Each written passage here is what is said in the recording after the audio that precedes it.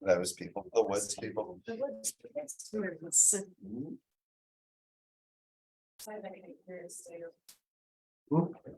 I think that you can hear it on the city page. Yeah, you're exactly right. I don't know. So you don't just turn Dale Soapville down right in the same area a few months ago. I did check to make sure that mic was on. And he wound up. I don't know what happened. It didn't matter. And this lady could do this, if she can talk better, she can go out with car around and sit at the house. I knew that. Old garage and right. Well, it's she's pushed in the morning. As I started to say that. Yeah. Yeah.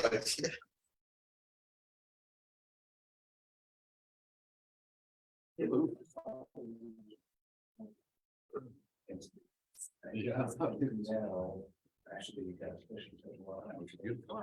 couldn't really follow it. Couldn't hear it. Well, see, the house used to be, the driveway went right up, they made a room out of the real driveway, so she wants to move over. We used to have a garage on that. Yeah, it was fine until they made the garage into a room, now they just not the room to do it. Was to move over and make another garage. Yeah. Carport. Carport. Just want to build a lean to, so, yeah, yeah. If there's 8 feet in between that, the property line and the whole garage, I call it garage. I can't be much more. It's easy. And to get a car.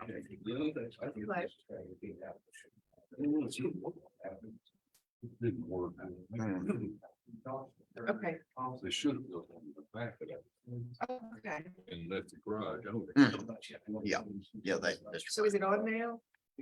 Okay, so everything needs to stay the same up here. I think so.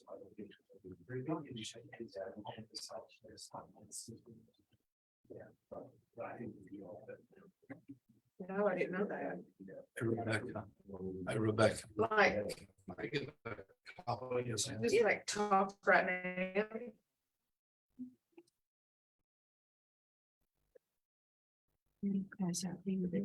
On the Facebook page or on?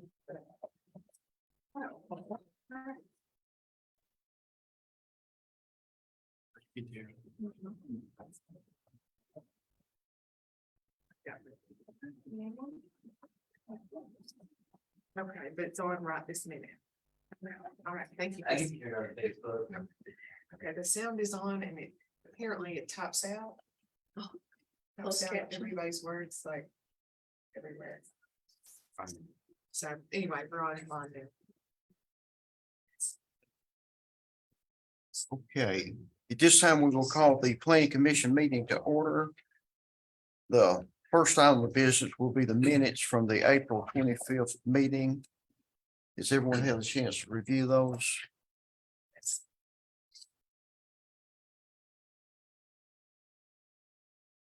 I'll make a motion. We accept the minutes.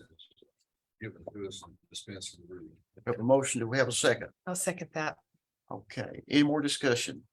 There being none, call for the vote. All in favor, say aye. Any opposed, motion carries. Next item of business is a re-subdivision. This of lots 81, 84, 17, and 20. This is on Lance Street. Is to create 3 lots. Is someone here to present this? I know Michael Moore, who's a surveyor, is out of town. I believe that the owner was gonna be here, but I did not see him in the audience, so. Okay, you want to present it? I think we're all familiar with it. So, If you're familiar with it, comfortable, I don't have any issue proceeding with it. We got that plan. It's got a little one in there. it'd be small. Now it kind of cut it off a little bit. What it is lot runs from Fair Street to Hebron.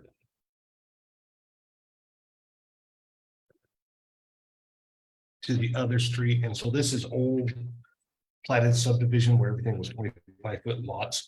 And so what he's gonna do is split it center, running kind of north-south, and then on the upper portion, split that into 2 lots. The only unique one on this is that they are requesting, one of the lots is gonna be 51.17 feet wide, the other is 50.90. Generally for R2 is 60 feet. It won't affect the buildable space to build and meet setbacks. There are plenty of others that are in that area that are that 50 foot. And so with this, with the area and being that those are recorded legal plats of record at 25 foot, there's not any concerns with the 50 foot on that. For you younger members, that's the way they used to do. They would make 25 foot, they'd sell them and you buy you 2 or 3 or whatever you wanted and. That's pretty from the much- northeast when everything was row houses. Mhm. Everybody started moving out here. They figured that's what everybody's gonna want. So that's the kind of continuation of that planning Right. for some time. And then, like you said, they were buying 2 or 3 and we got bigger houses across them and that Right. type of stuff. So it's by far not the norm now, but was very much so back then. This is an area that's kind of been just left behind and this will kind of catch it up. to Yeah. Current. Conditions maybe. So you can put 2 houses instead of 1. Yeah. Okay, And it's gonna be both single family dwellings. The lots wouldn't be big enough for duplex or anything of that nature. So like I said, this just gets out a little flex to be able to Yeah. do the 50 instead of the 60. So. okay, so it would already be unable to put a duplex or anything on there Yeah. because of the size. Yeah, because of the size. So it would be single family dwellings, yeah. Seems like a good. It would kind of fit in the area. I think. And it fits here, yeah, like I said, if this was a bigger lot and they were coming in and it wasn't previous subdivided, I think we could look at it a little different, but means the area, and like I said, the existing 25 foot lots, this one kind of makes sense to have that. What's that zone over there? It's R2. R2.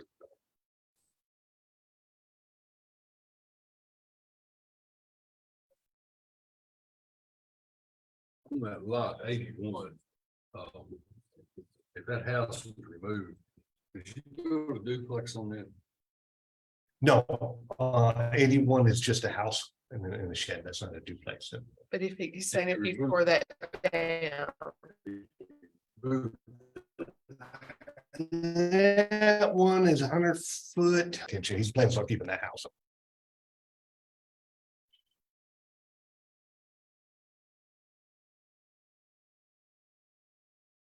He probably could just at a glance.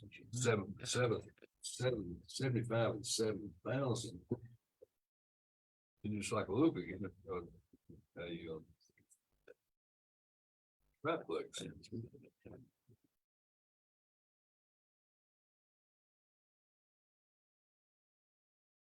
But do we want to take any action on this today since it's before us? That'd be up to you. This was set for the May. Unfortunately, we didn't have the quorum for that one. So they kind of have been waiting. Like I said, I know the applicant's not here, but I don't think there's, if you guys are comfortable with it, I don't have any concerns. If you want to take action.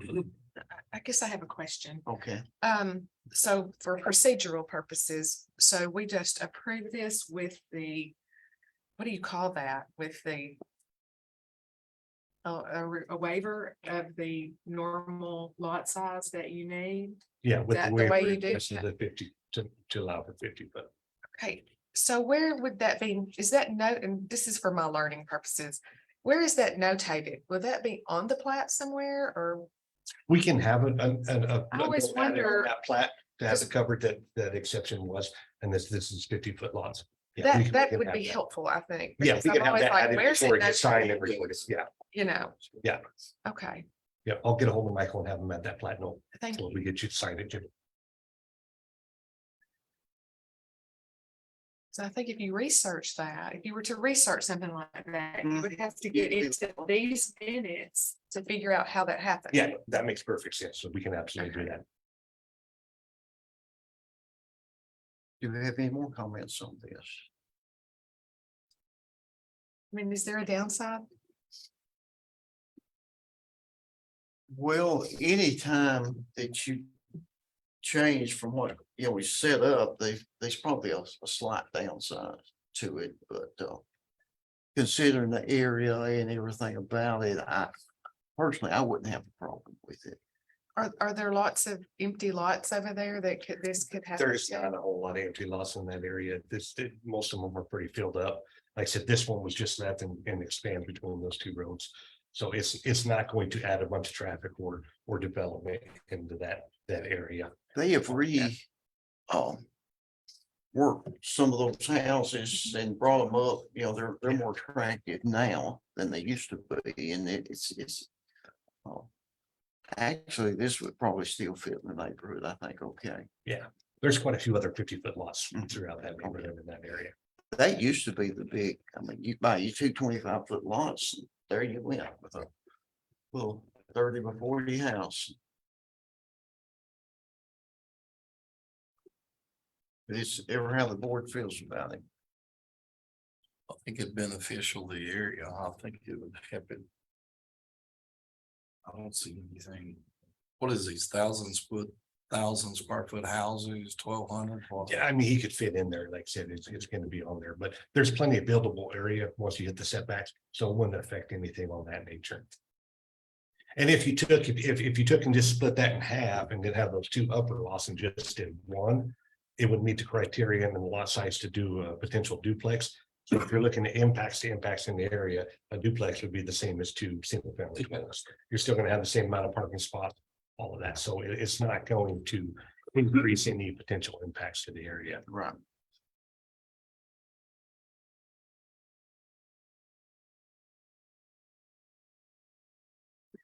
Do we have any more comments on this, or do we have a motion? I guess I'll make a motion to approve I'll the say, dividing of the two lots with the waiver of the size. To include a contingency of a plat note Yes. stating such. We have a motion. Do we have a second? I'll second. Okay. Do we have any more discussion before we go? There being none, we'll call for the vote. All in favor, say aye. Any opposed, motion carries. Okay. I think before we do any more of these, I think we need to encourage the people to either have the surveyor show up. Or if they're interested, have them show up. Yeah, and like I said, I thought that the owner was gonna show up. Michael did get a hold of me and said he would not be able to show up to this one. And so I fully believe that he would have. And hadn't this been on the main meeting where unfortunately didn't have a quorum, I would have said to table it. I firmly believe it to have a representative here. Like I said, since this one's just kind of got dragged out an additional one. Right. I left it up to you. But we No, make I that- make I support your statement. Yeah, Okay. absolutely.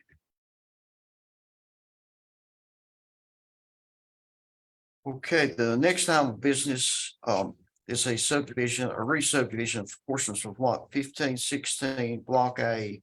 This is in the Skyline Acres area, and it's to create 3 lots.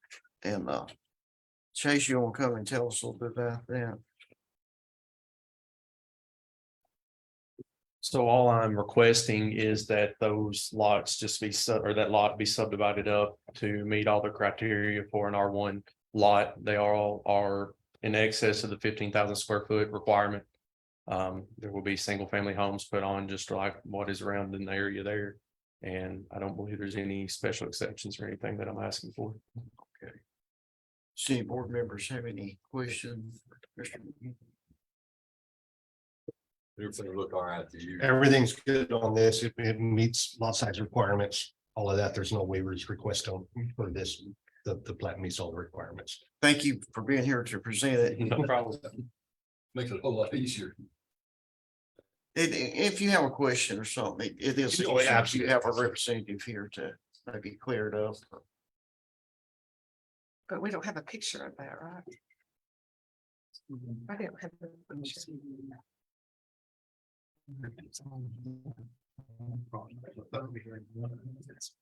Is that the one? Well, that's Cameron, that's the one before.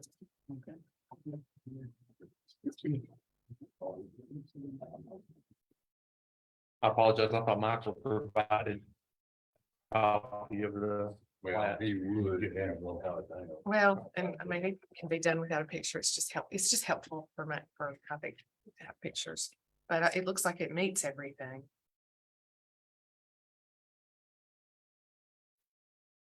I can pull a picture on my cell phone up if you'd like. At the email.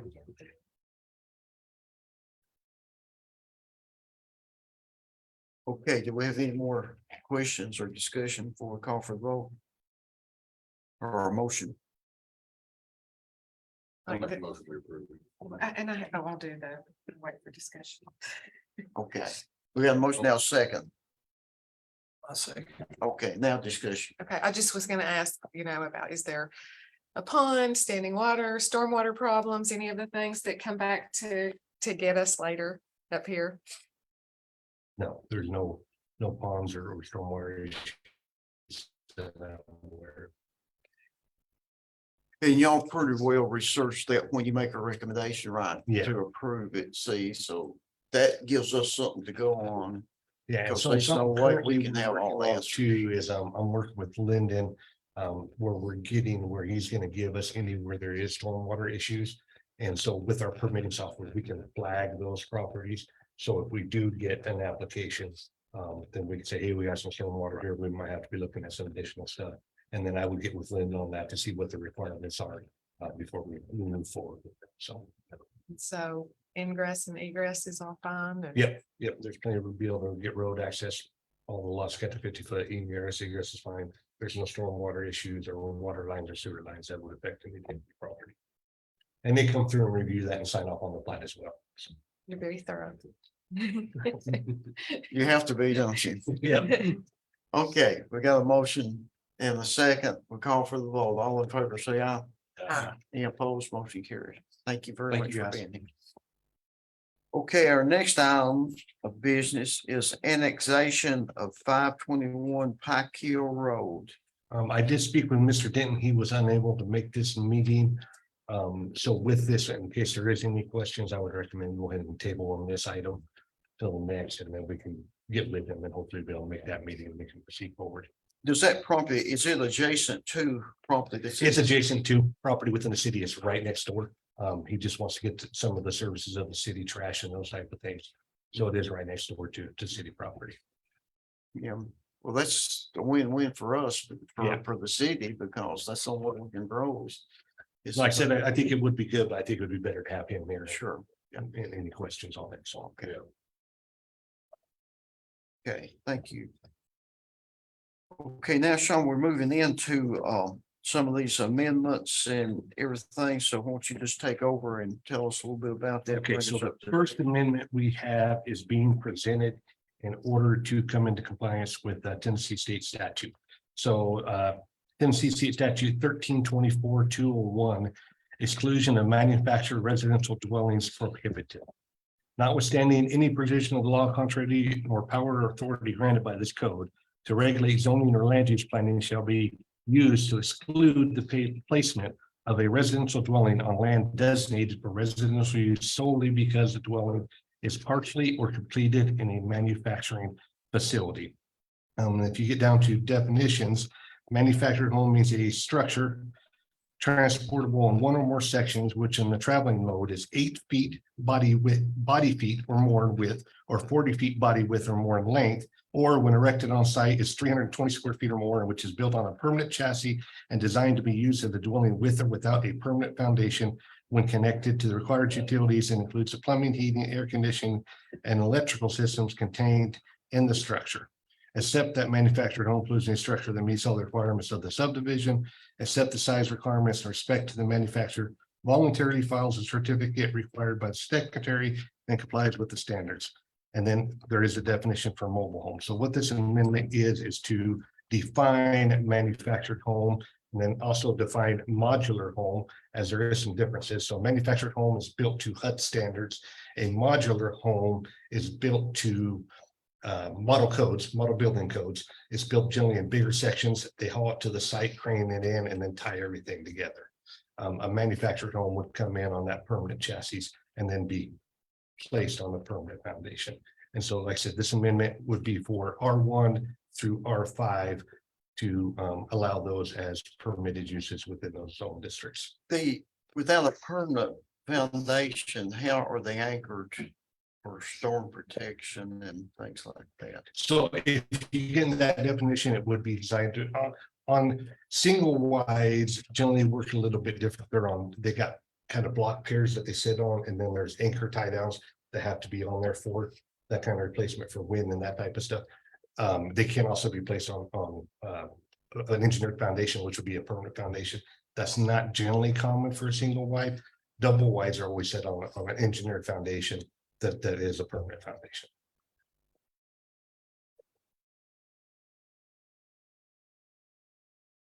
And again, this is the Tennessee state statute reason we cannot exclude. That's the reason for the amendment.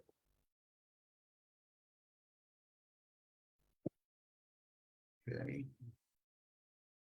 Y'all have some, I know you've got questions on this.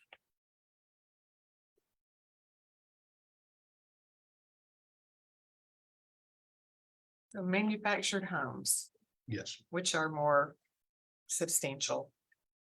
Just generally speaking, are gonna be okay in R1, R2, R3, R4, and R5. And then mobile homes will be where? Does it? mobile say? homes will still be excluded. So mobile home is anything built before, I believe it's June 1976. So that was before national standards were made for manufactured homes. So anything previous to that would still be excluded in those zone districts. This would As they not are now. override subdivision regulations or anything with it. No, this would not.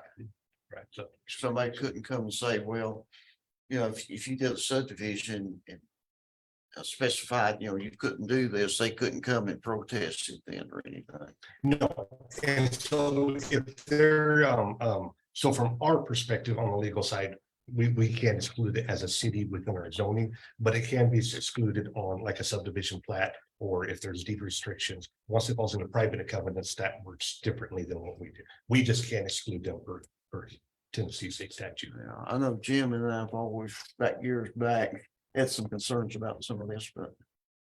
About manufactured homes, if that's what that's what you're talking about, is manufactured homes and They decrease a lot of value in other properties also.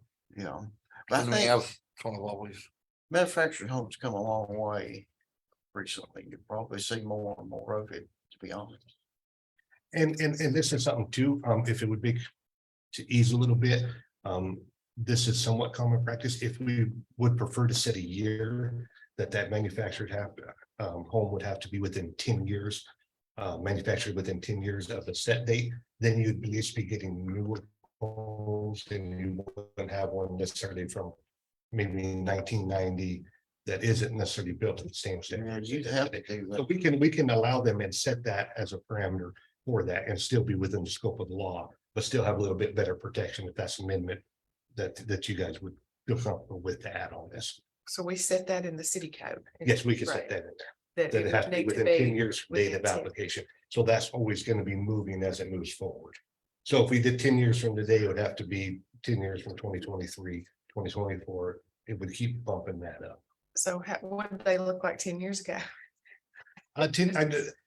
If you're getting past the 70s, 80s, 90s, they're built far more better than they were back then.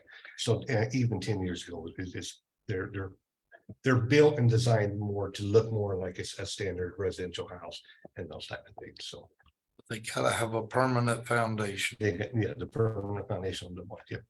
I Those are don't generally think- done by an engineer. I don't They even think work a a little bank bit will loan different. you money if you ain't got a permanent foundation, will they? Do y'all loan on trailers, double wides?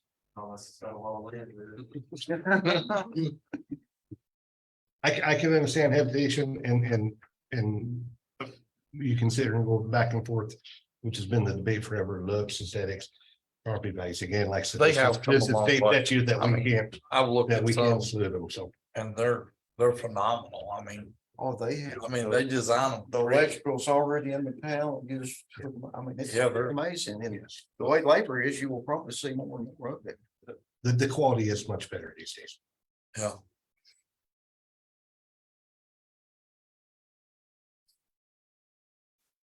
Okay, Is this a federal law, federal?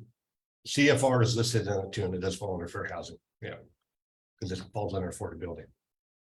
Even though they're raising as much as single family homes are, for a long time, they were much more affordable than a standard state built house on that. So. And that's where the state law stem from, is the CFR. so what you're saying, someone could challenge the city on their zoning now. Yeah. They were, If we're Mine denied, too. yeah. If we don't pass this, we're just gonna wait for somebody to challenge it in court. If we did not pass this, I will tell this board directly, and we got a permit issued, I will grant that permit, whether this passes or not. Because to deny it would be breaking state law and would go against federal regulations. Okay, because of this federal Yes, yes. regulation. Okay. Based solely on that, because it, like I said, this is a regulatory change, it's not. It's not that I'm trying to say we need manufactured homes everywhere, but the law is the law, and the city has to follow the same as everybody else. So if we do that, but we can still put some kind of restrictions. Yes, we on it. can, do, like I said, the 10-year. This is the minimum, Yeah, and we can make it top. yes, we can add to I that would and tighten make it more up to We date do. to the rest of it. The, um, let me make sure, right, we're talking about a mobile home as being what we used to call trailers. Yes. That's a I mobile, that's a think mobile so, home. yeah. A modular home is that is brought in, put together, it's in a factory.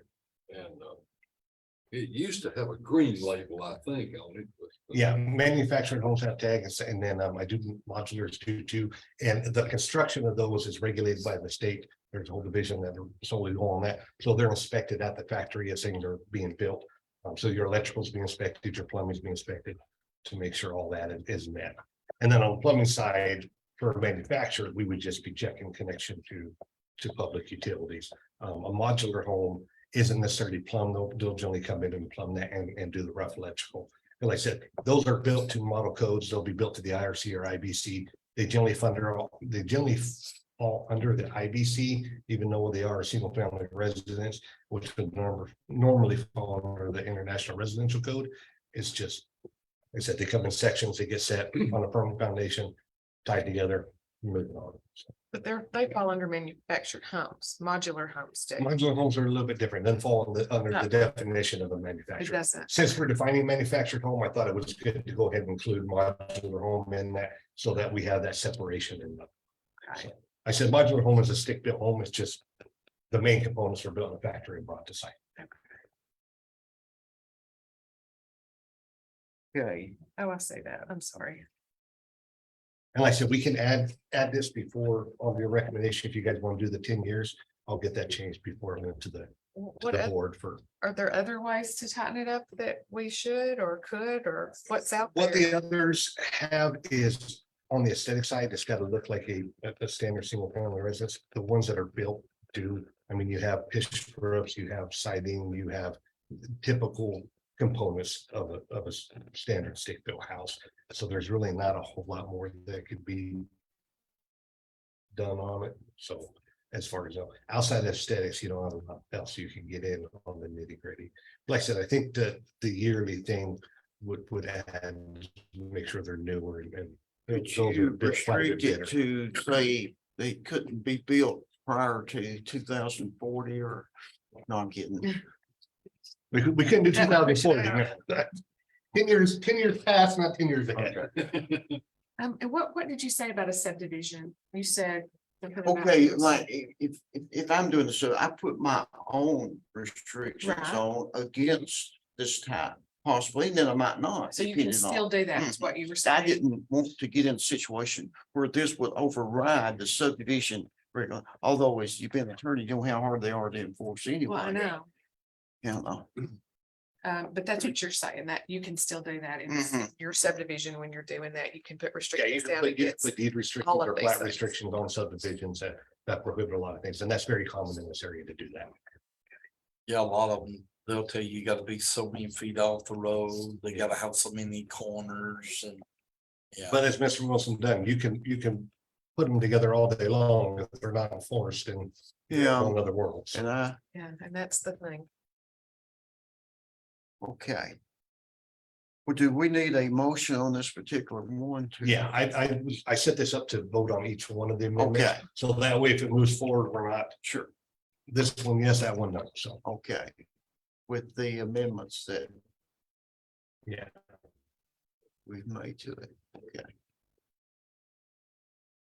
Do we have a motion to approve this as amended? I think we have a I motion. think so. Go ahead. yes, I'll give the emotion. Okay, we have a motion, do we have a second? I'll second that with the amendments. Okay, now, any more discussion before we vote? Jim, do you have any more?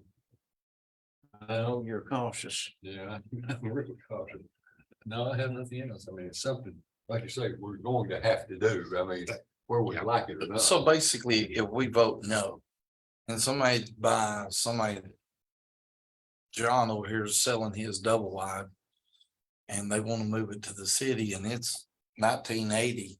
You can approve it as long as it's a modular home and they're putting a foundation under it, right? Yeah, so it wouldn't be, if it was a 1980 home, if we do this amendment, then it would be, have to be within the 10 years. But if we don't do the amendment. If it's a manufacturer, yeah, we don't have anything that has. And a if the 10-year manufacturers, they Yeah. drag old trailer in and we're gonna make a lot of people mad. Unless you do have your subdivision. Yeah. Exactly. Unless, you know, we got the 10-year, we got a newer modular homes that are going on solid foundation. We gotta vote on it anyway. Did we make that 5 years? Yeah, I think for modular, we would make it even tighten. I mean, like a year. Let's do it a year I thought ago. we did. I thought that's- Okay, Well, they said 10. Yeah. Yeah, but within 5 years, is that the motion? Let's make it a year. I mean. I think a mean, year will this push is- a little bit. I think 5 years. Yeah. Really push it because some of the modular homes, they're running like $150,000-200,000. I mean, they. And I don't know how often they come out with new models. I don't think They necessarily look like a crazy. car where the 2024 model is built in September of 23. So, Yeah. so yeah, I think 5 years gets it pretty. No. I got confused with. That- modular. Right, yeah. Let me ask you this, how often do you get a request in the city to put a modular home? It's not a. For truck, manufacturers, we've but had it is very a few. trailer, a double wide. We don't get a lot, but again, just being compliant with We've got state units, we do get one. Well, For the highway, they brought them in panels, man. I think we've had maybe Really? Yeah. two, I know one. one that was recently, but it's been. I mean, it's far and few in between. And just because we do allow this and put it in the code doesn't mean we're gonna get inundated. by Right. means. I mean, a lot of people, they may go that route, they may not. A lot of them might want single family dwelling like Mr. McGee here built, so it's kind of one of those, so. Okay. It's gonna be a matter of taste. We've got a motion here, but it is the 5 year, right? We will do 5 years, yeah, Okay, and I will get that changed before it goes to the board. okay, let's call for the vote. All in favor, say aye. Any Yeah. opposed, motion carries. Okay. Now, Sean, let's move into the next one here, and that is the accessory structure height.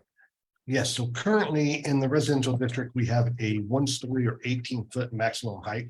We've had a few, I don't know if you and Mr. Brock remember, it's been a little bit ago, but we had a garage come in, he wanted a 2-foot, requested a variance to allow 2 foot higher. And a lot of places, it's standard, yeah, it's a standard practice that the accessory building, you have a height restriction. So if that height restriction is 25 feet, that applies to all buildings. We narrow it down here. So what's being proposed is that it can exceed the principal dwelling unless that dwelling is a single story, in which it could be 1.5 times higher than that or a maximum of 27 feet. The reason I put 27 feet is a lot of people don't know if they come in for an application. That's understandable. It's not something that most people know. They're not going out there and measure it. So if we get an application, if we left it just at that 1.5 times the height, then that's more staff time. We're gonna have to be out there measuring the height of the roof, figuring out what the principal structure is, and then saying, okay, yes, it is, or you're gonna have to lower that 6 inches. So if we put that maximum cap on there, then if we're not exceeding that, then we can get there a lot easier. And we're not hanging in up, and we don't have a lot of more staff time composed to this. And so like I said, we've had some other requests on this, and so it's just something that might allow for a little more flexibility and a little bit of attic type storage above the garage.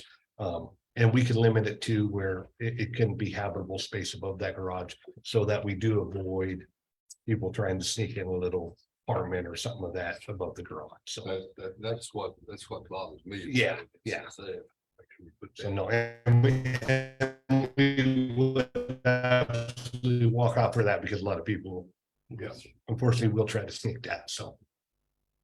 Okay, do we have any more comments on this one?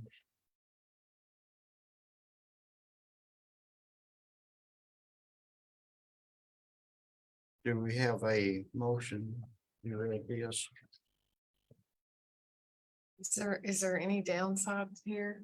That's what I was trying to- I'm trying to think of, problem. There's a lot, and like I said, again, I don't think it's something we're gonna get too much of. Most people are buying the pre-built sheds and they're 10, 12 foot tall, and that's sufficient for most. I said we get a few requests on it, but I don't think it's something that's gonna be. We're gonna get inundated with on request. And like I said, we'll limit that if there's any attic space that is storage only. And done where it's not habitable space. But this is something, if we did get in the problem, we could come back and amend it later again. Yeah, if we ran into a bunch of problems, this living document, we can come back and say, no, that was a bad idea. We need to fix that. So yes, absolutely. Quick question, is a problem that you might see it back behind the house, is that? I mean, it Is might that be a visible. concern? It's gonna kind of depend on the house. Smaller lots, you would have that visibility more than a lot of the bigger lots. A lot of the bigger lots, especially in R1, they're so big that and placement accessory structures are in the rear yard. They're not gonna be in the side or front, and so that would take care of that. The only ones where it'd be taller would be carports, but most of the carports are set height. Have any of those exceed the 18 feet, I would be very surprised if we did. And we pass this, it's just gonna make it easier on you. That way you're not out there. Every other day measuring and making. Yeah, sure. sure. Because That cut a lot of once they staff get to time a if we roof- have a max. Once they get to a roof line No. and then you call. To the pump peak of that thing, you say, take it down 6 inches, you're gonna. That's it. It kind of makes me, so we You're put gonna that break max cap height on there that would relieve all that. I mean, issue. it's just such the, putting these things together, you'd have to change your roof line, it would be major money. When you could, if you got the variance, you Yeah. just say, hey, guys, you're within it, you're good, keep trucking.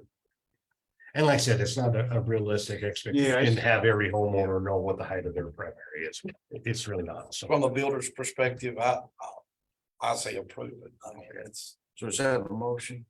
yeah, I'll make a motion. Okay, do we have a second? Second it. Okay.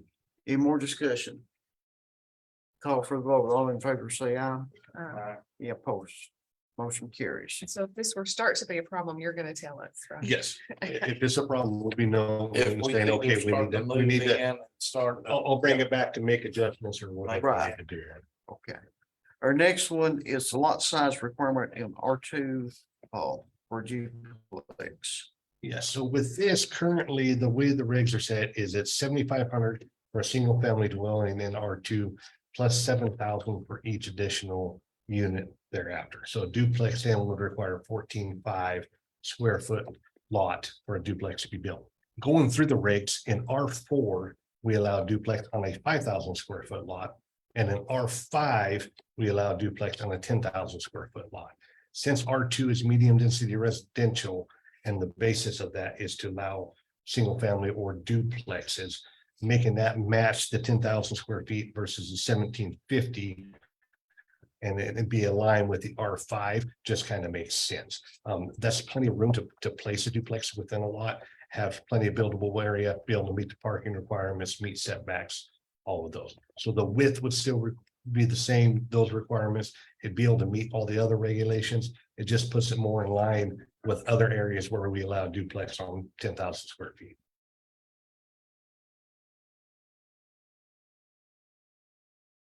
Okay.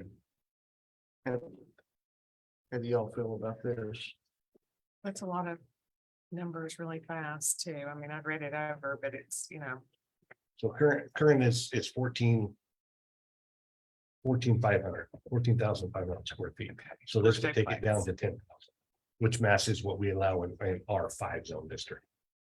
So this 10,000 would be 10,000 and there's no like 7,500 and 7,000 for Yeah. each, if you're making it one. Yeah. You can put a duplex on 10,000 square. 10,000 square feet or larger, yeah. And you can't put any more. So- Yeah. Okay, Because anything above the 2 has to meet the R3 requirements. So under special exception, if they wanted to do multifamily on an R2, it has to meet the R3 requirements.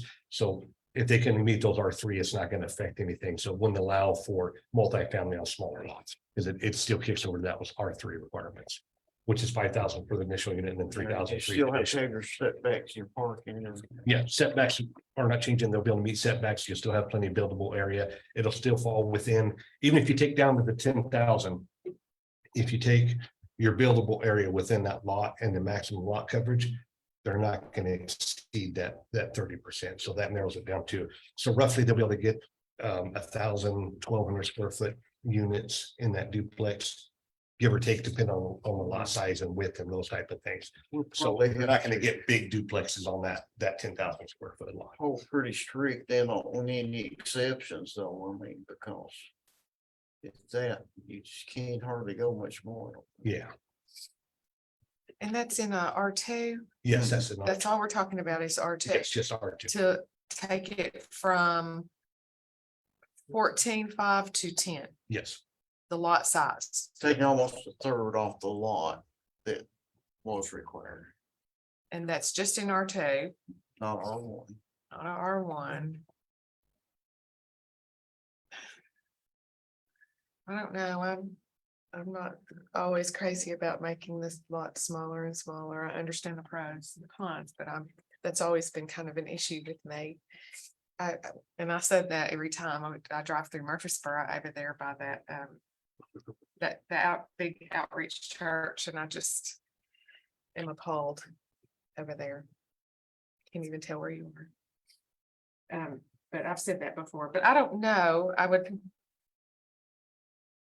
mean, what do you feel about that lot size or somebody else? What do you feel about that lot size for a? It's not duplex? fair to ask a builder because. Why not? Well, There we go. Yeah. okay, what about you? What do you think? My question is gonna be what she usually asks is, what's the downside? The downside to it. Well, it makes the lot really small, but that's great for the builders because they can just put it on there. You put it on there, you're looking maybe doing a 1 bedroom, 2 bedroom, instead of 3 bedrooms. The bigger the lot, the bigger the duplex. The more people you get in that duplex, the smaller you can rent. Yeah, elderly or- neighbors are not like they used to be. I mean, you just gotta accept that. People just don't use the yards like most people. A lot of people, Bedroom to 2 bedroom? it could, that It size of a could, lot, not I mean, that necessarily. size of a lot, I mean, you're putting 2 houses in. Under one roof on a 10,000 lot, you still gotta have parking, you still gotta have, gotta have a place for backdoor decks. I mean, it ain't gonna be a very big piece of property. I mean, it. And you're just in R2 and you're not in R1 or anything. yeah, and so with it, R2 has a max lot coverage of 30%. So if you took a 10,000 square foot lot, 30% is 3,000 square feet. So all buildings, to include the primary and the accessory buildings, can exceed 30% of the lot. So there would be no more than 3,000 square feet worth of structures on there.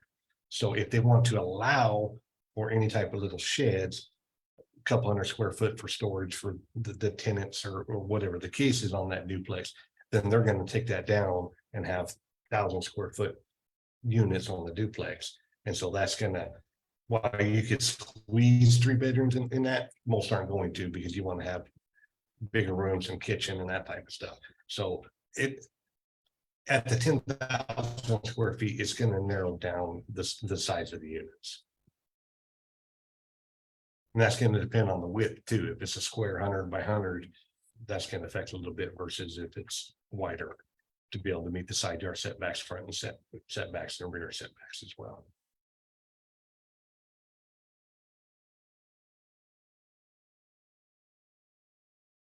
Like I said, we do allow it in R5 zone district on a 10,000 square foot lot. Sorry, We do allow duplexes in R5 on a 10,000 square foot lot.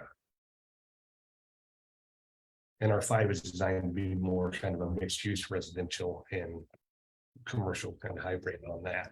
And so since R2 is the main concept is for medium density, which is duplexes, then it just seems fairly reasonable to have 10,000 square foot lot in R2. Is permits, are you seeing more and more duplexes and triplexes still seem We like get quite a few inquiries about duplexes, some triplexes, I'm multifamily townhomes is a current big one. But we do get some requirements and some requests on duplexes. And a lot aren't able to do it with that 14.5. So that triplex, that new triplex over on, off Clark Boulevard. The black and white one, Off of Clark. it's brand new. I'm like, It's brand new right there. heard it, Matt Hash's, you know. Cleaners cleaners, used to rest. Right. Yeah, so that Well, that's yesterday. an accident. So that one is actually zone C2 and that one went through the special exception for multifamily. And we saw the multifamily requirements on that. There's one. 2 stories, so they're Mhm. taking advantage of Yeah, and it's building forward. design. yeah, that's a 4-place. Okay, so that's how it got there. It's- Yeah, so like I said that, and that property is zone C2. So Yeah. they had to do the special exception on that. And like I said, in R2, if they wanted to do the special exception for multifamily, like we've had other requests, it has to meet the R3 zone district requirements. So that's gonna make it a much bigger lot requirement and setbacks than anything. So this would just apply in R2 just to duplexes.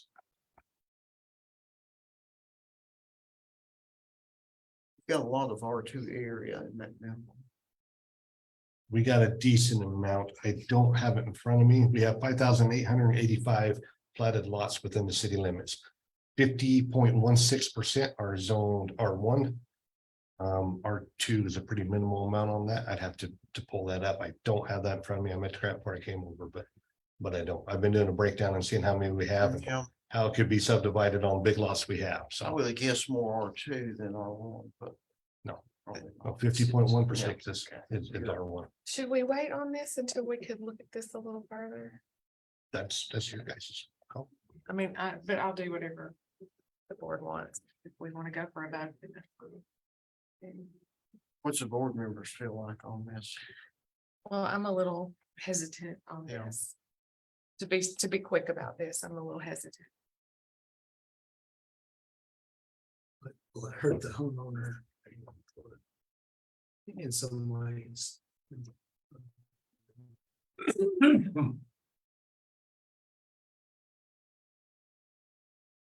Seems like duplexes are accepted more now than I mean, used to. If you started duplexing R2, the neighbors were just upset, and now you don't see that seem like it's much. What do you think, Jim? I think you're right. You know, it may be because. You got to go.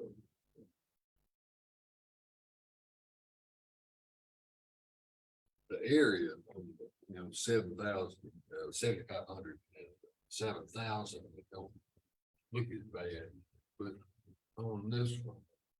It's been proposed. You got a structure. 2,000 square foot units. I don't know the duplex. I've seen one that's got 1,000 feet in it. That's an awful big duplex. Most of them's got anywhere from 800 to 1,000. Some of them a little bit bigger, but every one that I've ever basically owned or dealt with was roughly about 1,000 square foot, somewhere there Yeah. on each side. So you got 2,000 square foot most of the time. Yeah. Yeah, that's kind of the max. It gets 8 to. I mean, there we go again. It still falls back on restrictions. If you've got a neighborhood, and you got restrictions, you don't allow modular homes, you don't allow junkyards, you don't allow this, your house gotta be brick, it's gotta be vinyl, so much this, so much.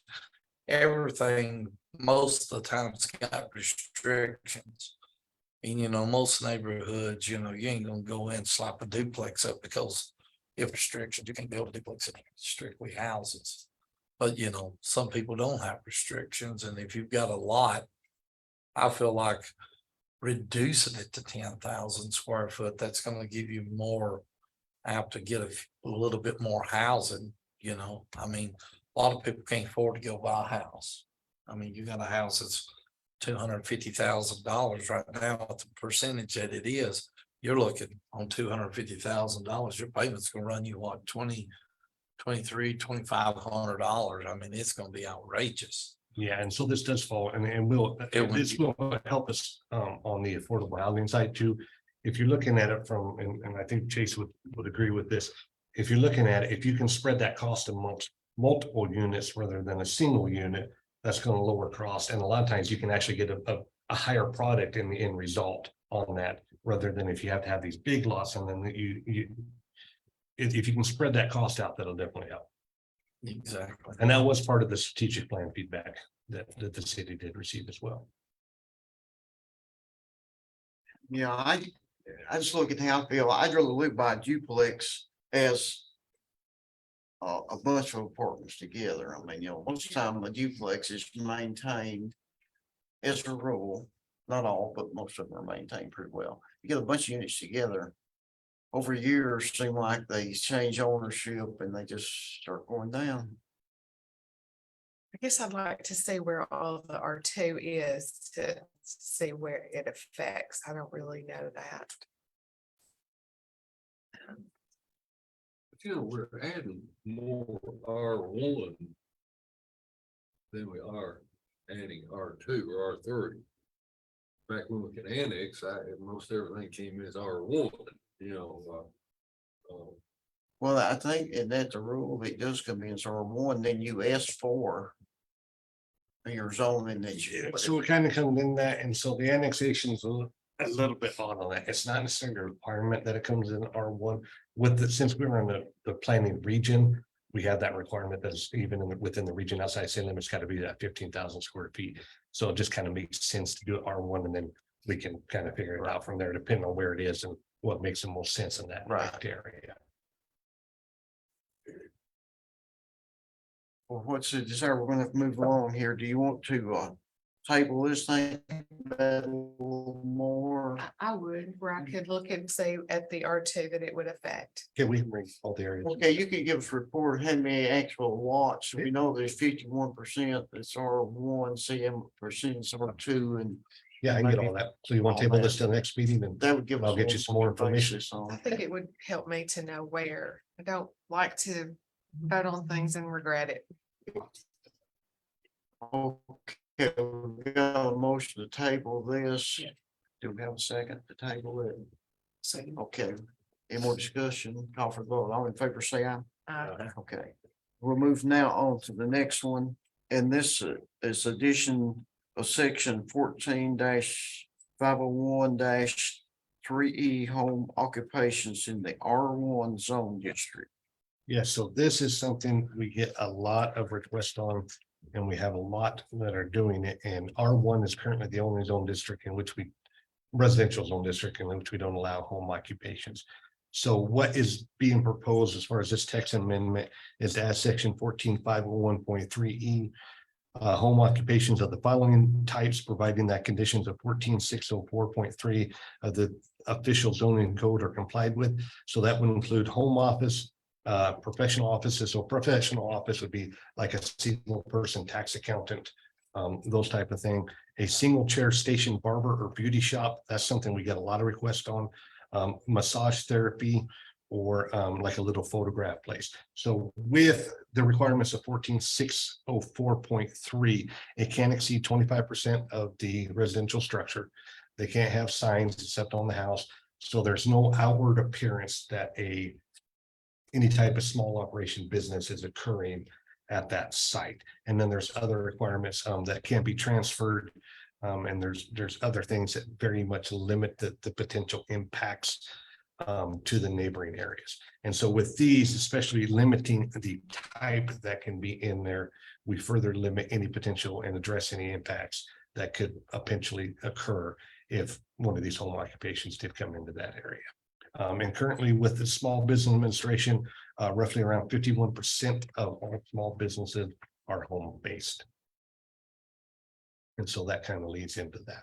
And so this just gives a little bit of flexibility, but not something that's going to end up as a detriment to areas within there. So to me, R1 is more family, children, and safer neighborhoods and less traffic and not so much parking.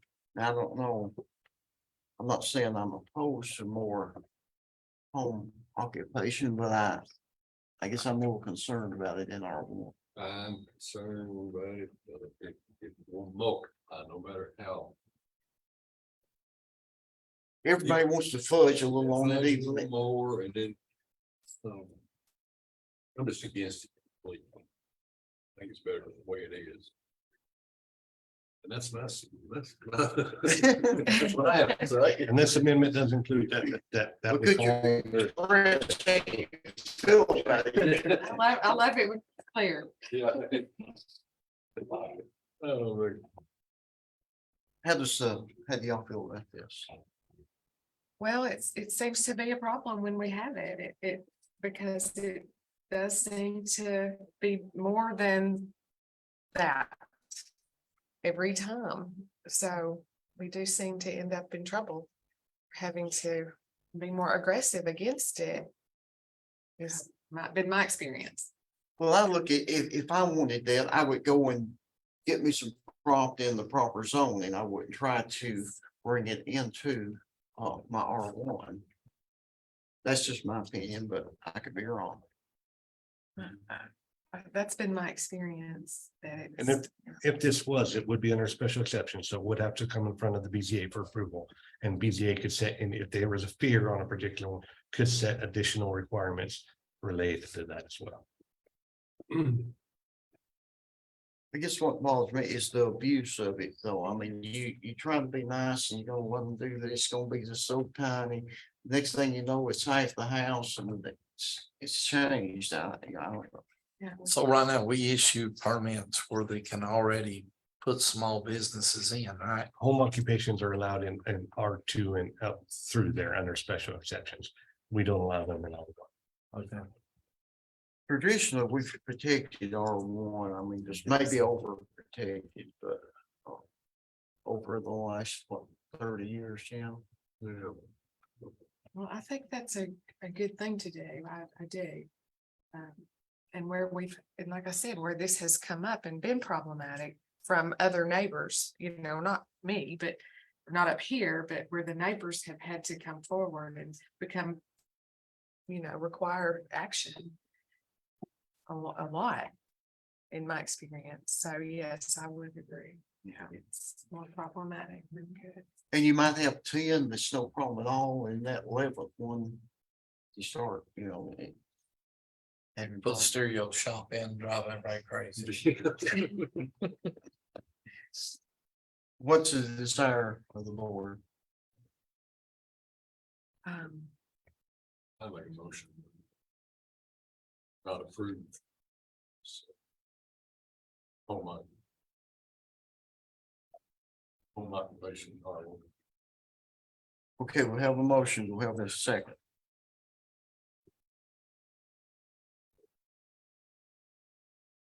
I'll second it. Okay, any more discussion? Ask your time if you want to speak on this. There being none, call for the vote. All in favor of the motion, say aye. Any opposed? Motion carries. Okay, staff updates. I don't have any updates at this time, Okay. other than those we just discussed. We need a motion to adjourn. So moved. Second. Okay, all in favor, say aye. Motion carries. Thank you all very much.